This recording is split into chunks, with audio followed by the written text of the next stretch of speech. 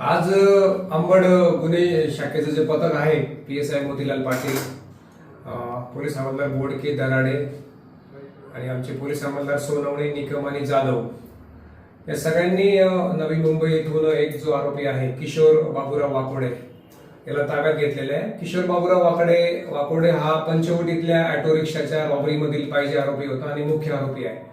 गेल्या 3 दिवसापासून त्याच्या मागावर होते। यापूर्वी एक आरोपी 3 दिवसापूर्वी पोलीस स्टेशन पंचवटीच्या ताब्यात दिलेला आहे। किशोर वाकोडेवर एकूण डझनभर गुन्हे दाखल आहेत। त्याच्यावर 12 गुन्हे दाखल आहेत, 6 सरकारवाडा, 2 अंबड पोलीस स्टेशन, 1 पंचवटी आणि 3 भद्रकालीचे आहेत।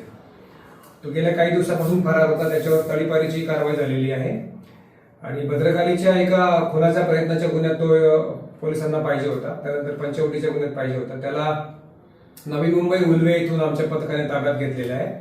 सदर आरोपीवर खुनाचा प्रयत्न, त्याचप्रमाणे रॉबरी, घरफोडी, चोरी, शस्त्र, बेकायदेशीर शस्त्र वापरणे असे अनेक गंभीर स्वरूपाचे गुन्हे दाखल आहेत। अत्यंत शिताफेने आणि शिस्तबद्ध पद्धतीने आमच्या टीमने त्याला आज रोजी ताब्यात घेतले। सदर आरोपी हा गुन्हे केल्यानंतर उज्जैन येथे फरार झाला होता।